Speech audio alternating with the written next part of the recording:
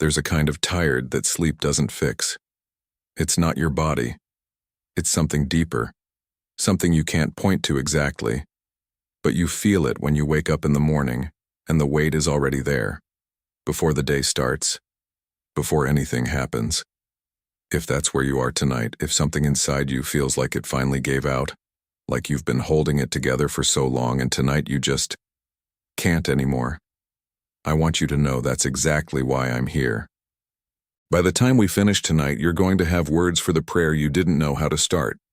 Not because I'm going to fix what's broken, but because you're going to bring it to God exactly the way it is, without cleaning it up first, without having the right words, without pretending you're okay. I know this place. There was a season in my life, I was somewhere around 37, where I remember sitting on the edge of my bed one night and realizing I didn't have anything left. Not for God, not for anyone. I wasn't angry. I wasn't even sad, really. I was just empty, like something had gone out. And I remember thinking, I don't even know how to pray right now. I don't know what to say.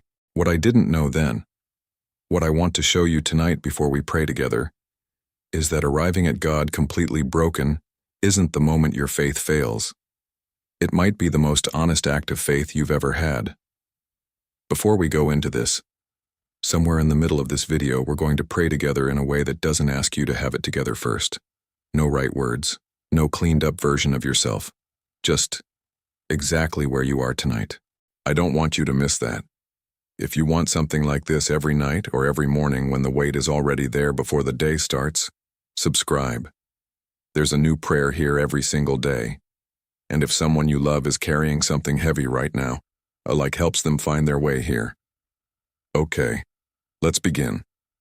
I want to talk about a specific kind of broken, not the kind that comes from one big thing. A loss, a crisis, a moment you can point to and say that's when it happened. I mean the kind that sneaks up on you. The kind that comes from carrying something heavy for so long that one day you just put it down and realize you don't know how to pick it back up. Maybe you've been trying to hold everything together. For other people, for your family, for work. And on the outside it looks okay. You're functioning, you're showing up. But inside there's this exhaustion that doesn't go away. Not after sleep, not after a weekend. It's there when you wake up. It's there when you go to bed. And somewhere in the middle of all of that, God started to feel far away. Not because you stopped believing, but because you stopped having the energy to reach. I know what that's like. I know what it's like to try to pray and feel like the words don't go anywhere. Like you're talking to the ceiling.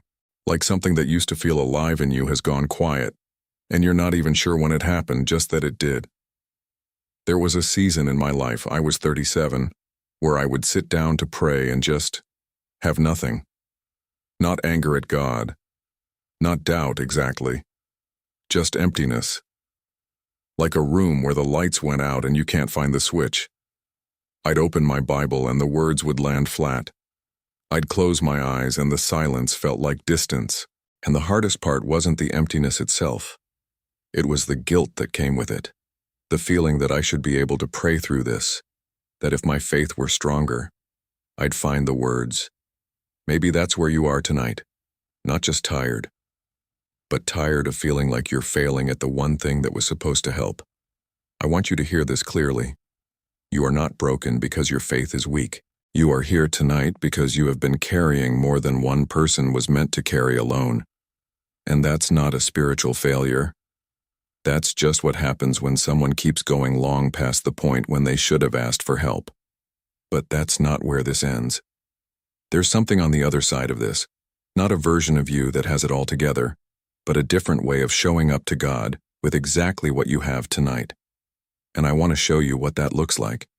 I want to tell you what the other side looks like, not the version that sounds good in a sermon, the real version.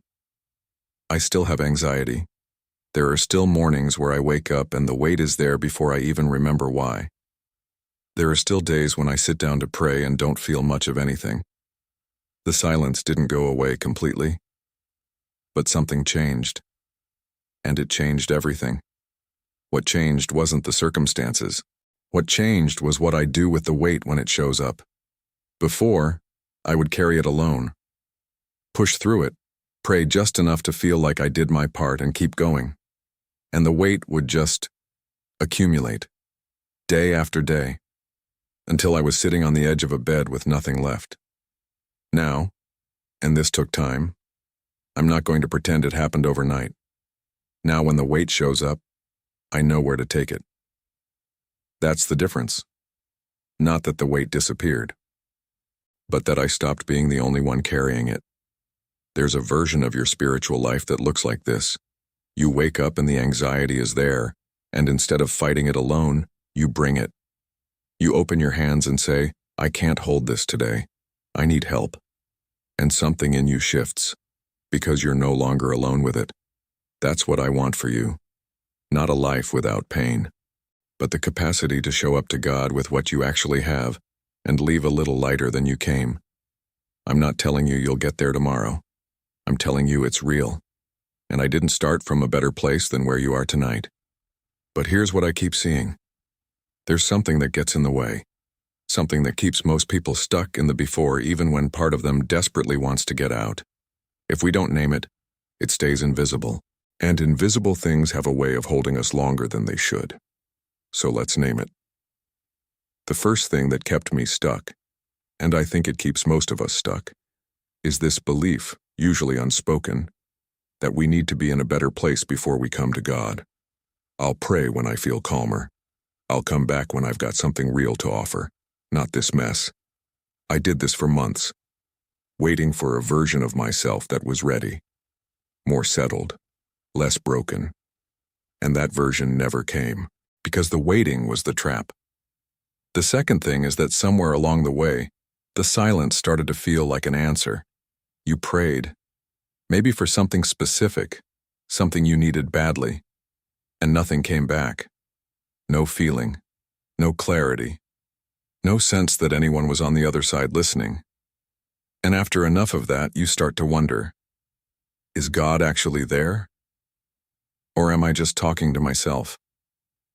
I remember lying awake running that question through my head. Not as doubt exactly, more like a wound. Like I had reached out and no one reached back. And after a while, I stopped reaching as far. Because reaching and getting nothing back is its own kind of pain. And the third thing, the one I'm almost embarrassed to say out loud, I thought the distance had gone on too long, like there's a window, a period where it's okay to be away, to be dry, and then at some point it closes.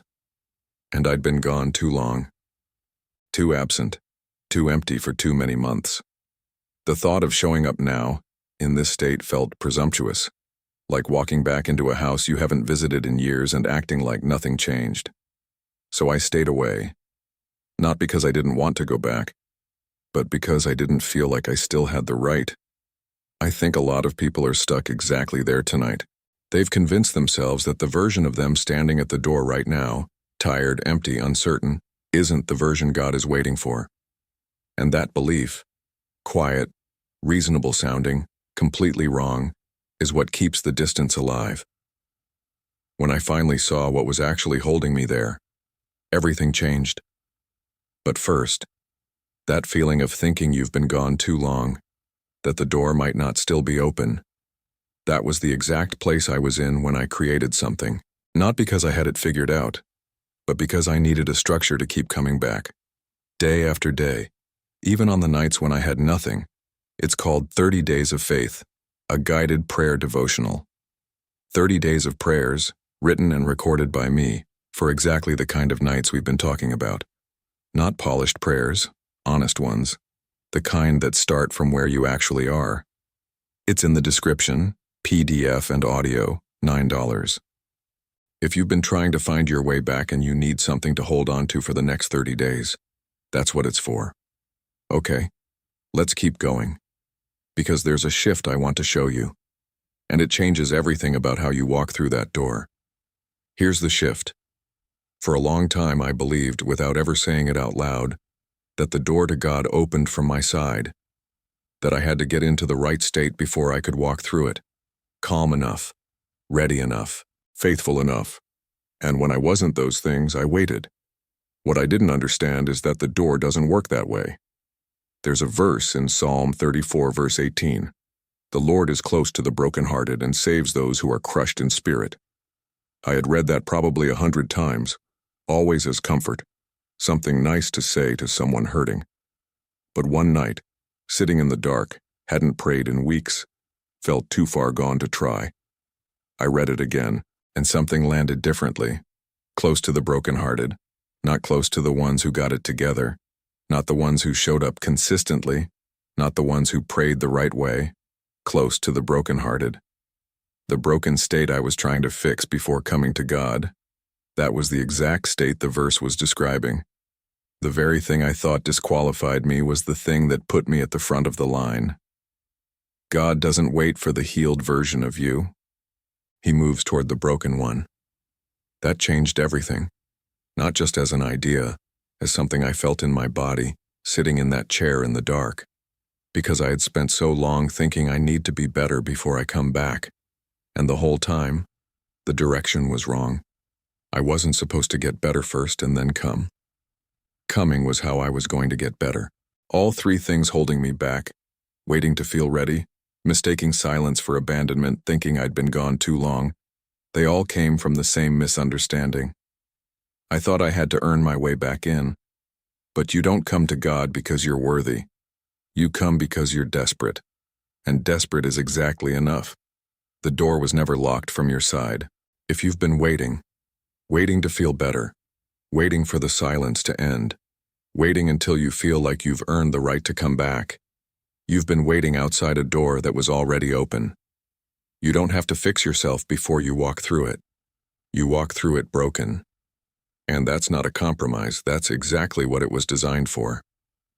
So what does this actually look like? The first thing I changed was how I started. For years I would sit down to pray and immediately try to produce something. Words, feelings, focus. Like there was a standard to meet before the prayer counted. What I started doing instead was beginning with honesty. Just saying out loud whatever was actually true in that moment. God, I'm empty tonight.